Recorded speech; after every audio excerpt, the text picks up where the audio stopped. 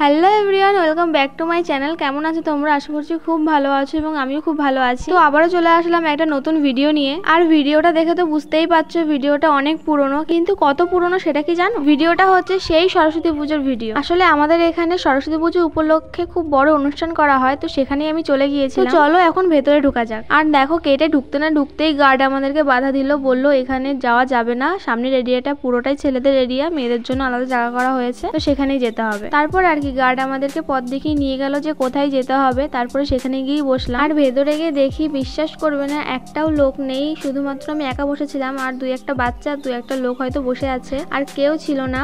তখনও হয়তো কেউ আসেনি, আমি একটু আগেই হয়তো চলে গিয়েছিলাম। আর এটা দেখো, এটা হচ্ছে সেই মঞ্চ যেখানে কিনা অনেক সিঙ্গাররা আসবে, অনেক ইউটিউবাররা আসবে। আর আমাকে তো দেখলেই আমাকে কেমন লাগছে অবশ্যই জানাবে। কিন্তু তোমরা কোন ধরনের ভিডিও দেখতে পছন্দ করো অবশ্যই কিন্তু আমাকে কমেন্ট করে জানাবে, তো আমি সেই ধরনের ভিডিও করাই চেষ্টা করবো। আর এখানে দেখো ভেতরে কফি খাওয়ার ব্যবস্থা করা হয়েছে, মানে কফিটা একদম ফ্রি, টাকা দিতে হবে না। আর যেখানে কোনো জিনিস ফ্রিতে দেয় সেখানে তো একটু লোকজন হবেই। দেখো ছোট ছোট বাচ্চারা কি কফি খাচ্ছে, ওদেরকে দোষ দিয়ে তো লাভ নেই। আমিও একটু পরে গিয়েছিলাম, আমার ভিডিও করা শেষ হয়ে যাওয়ার পর আমি গিয়েছিলাম, কিন্তু সেটার ক্লিপ নেওয়া হয়নি। এবার দাঁড়াও, আমি কোথায় বসেছি সেটা তোমাদেরকে ভালোভাবে দেখাই। এই দেখো, কেউ কি আছে বলো? দুই একটা বাচ্চা, দুই একটা লোক ছাড়া কেউ নেই, পুরোটা ফাঁকা, এতগুলো চেয়ার, কিন্তু একজনও আসেনি। আমি একটু তাড়াতাড়ি বোধহয় চলে গিয়েছি। আর এখানে দেখো দুটো দাদা বলছিল ভিডিওতে নেওয়ার জন্য, তো সেই কারণে আমিও নিয়ে নিলাম ভিডিও। আর ওখানে একদম একা থাকতে ভালো লাগছিল না, তাই একটু ঘুরঘুর করছিলাম।